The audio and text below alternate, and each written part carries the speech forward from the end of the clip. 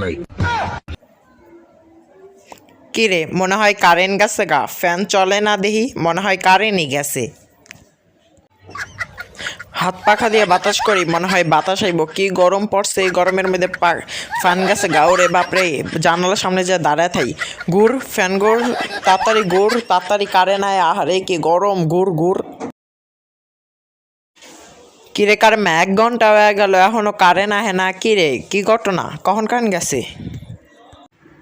Current তো যায় না, আমি তো ফ্যান বন্ধ করে শুয়েছি।